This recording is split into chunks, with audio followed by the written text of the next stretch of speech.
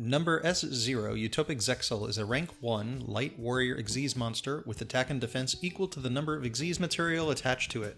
It has the following ridiculous quick effect. During your opponent's turn, you can detach one Xyz material from this card, which is a cost. Your opponent's cards and effects cannot be activated this turn. That sounds crazy, and it really is, and in this video we'll be discussing a ton of ways to play around this card's effect. Additionally, we'll be talking about ways to prevent it from ever making it onto the board, as that opens up the pool of possible outs for this card.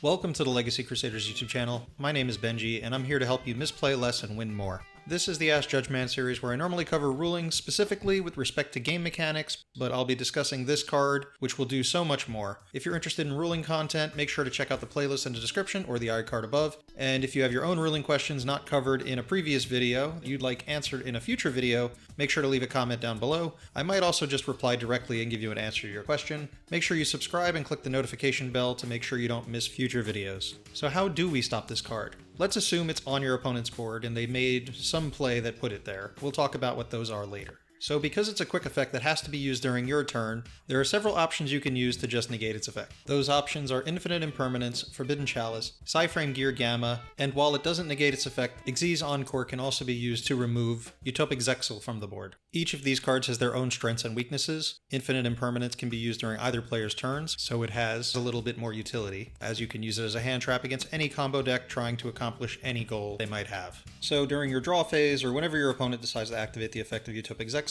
assuming you don't control any cards, you can activate Infinite Impermanence in your hand as Chainlink 2, targeting Utopic Zexal. The chain will resolve, with Infinite Impermanence negating the effect of Utopic Zexal, and Zexal will resolve without effect. And this means for the rest of the turn you will be able to activate cards or effects which you can potentially use to defeat your opponent. You can do the exact same thing with Psyframe Gear Gamma or Forbidden Chalice. The difference is that Infinite Impermanence requires you to have no cards, which means if your opponent doesn't activate Utopic Zexal immediately, all they have to do is wait for you to put a card on the board, and then they can activate the effect of Utopic Zexal. The same trick to avoid Infinite Impermanence has also been used when using Abyss Dweller and True King of All Calamities. Psyframe Gear Gamma plays around this play, but can be negated by an Ash Blossom in Joyous Spring or a Solemn Strike. Most decks that play Utopic Zexal do play some additional backup negate to go with Zexal, whether it be a Solemn Strike, a Solemn Judgment. Some of the more interesting cards I've seen being played are Golden Land Forever, Subterra Fiendus, or Altergeist Protocol. Now Gamma can only be played while you control no monsters, whereas Forbidden Chalice can be activated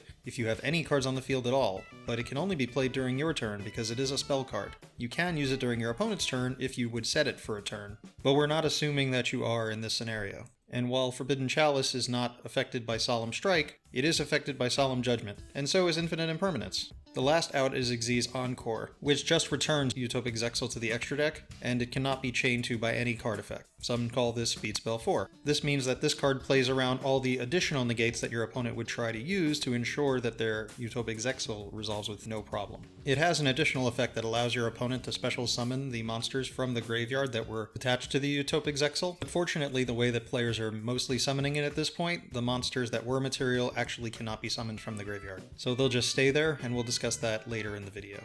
More likely than not, in your main deck, you would probably only play Infinite Impermanence amongst these outs, meaning that's the one that most people will be playing around. So assuming your opponent tries to play around Infinite Impermanence, specifically by waiting for you to put a card on the field, they actually open themselves up to some additional outs to Utopic Zexal. So we're going to assume that you're in main phase 1, and because you're the turn player, you have priority to make the first play. Your opponent has already opted not to activate the effect of Utopic Zexal. Your options have increased. If you're main decking Kaijus, you can simply tribute it for the summon of a Kaiju. If you play Mystic Mine as a going second card, you can just activate Mystic Mine. Your opponent will probably then activate Utopic Zexal to prevent you from killing them that turn, but you've locked them up for a while, and you can try and make it to your next turn where you can activate effects. You can also activate Dark Ruler No More, as your opponent can't respond with a monster effect. Now, they could have potentially set spells and traps they can chain, in which case they can then chain Utopic Zexal to those cards. So not only can they play around Infinite Impermanence, it's also possible for them to play around Dark Ruler No More. Now, there's not much reason for you to activate Infinite Impermanence until your opponent activates the effect of Utopic Zexal, because they'll just chain the effect and you won't be able to activate any effects for the rest of the turn. But his continuous effect will be negated, allowing you to run it over in battle with any monster that has more than 0 attack points. You will be stopped from resolving any effects for the turn, but you will be be able to potentially allow yourself to play on the following turn, if you were to destroy Utopic Zexal in battle,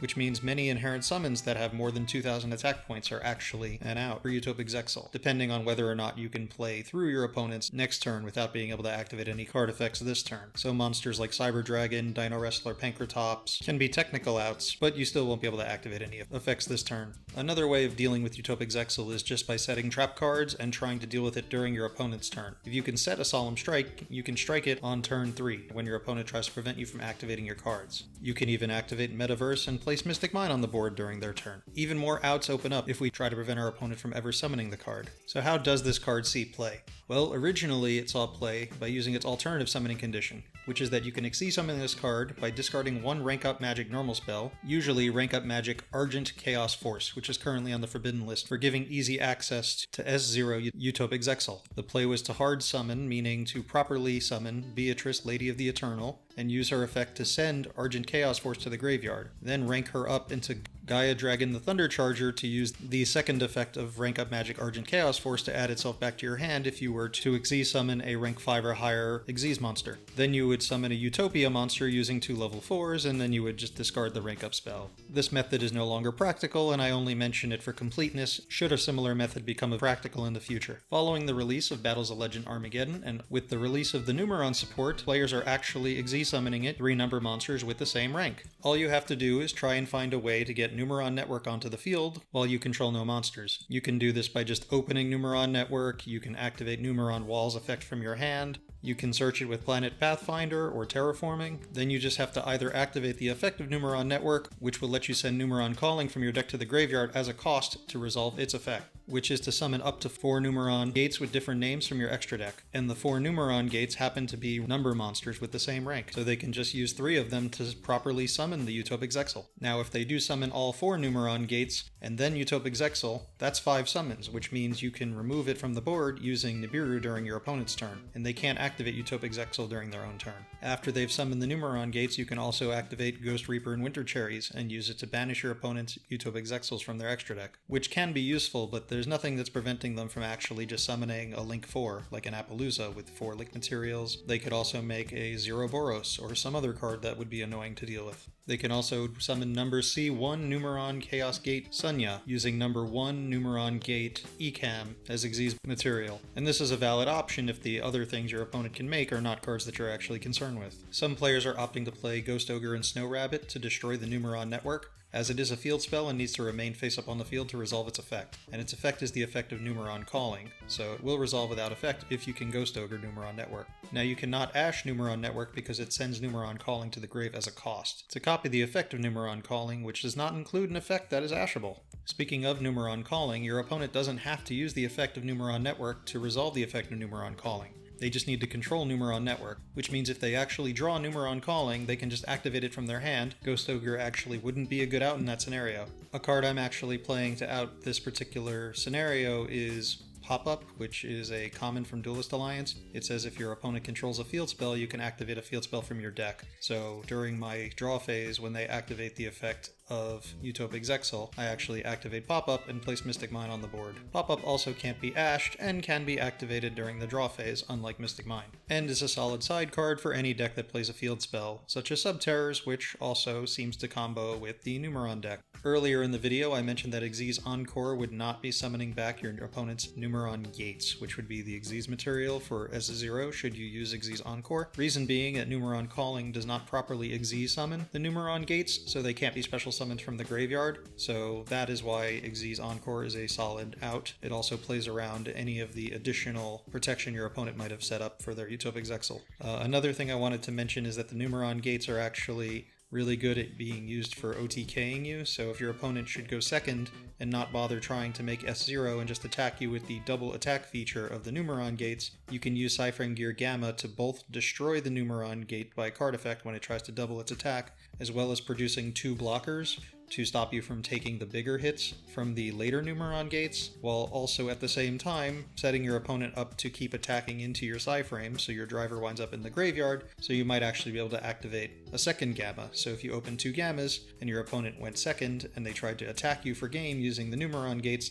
your driver might not get banished and you might have an extra Psyframe Driver to potentially negate the S0 on the following turn. Because if they summon 4 Numeron gates and attack you several times, well, one, they've already been set up for Nibiru, but secondly, they've been set up to get Gamut on the following turn if they make S0. That's about all I have on Utopic Zexal. If you have any questions about Utopic Zexal that I might not have covered, make sure you leave them down in the comments below, and I'll see you for our next episode.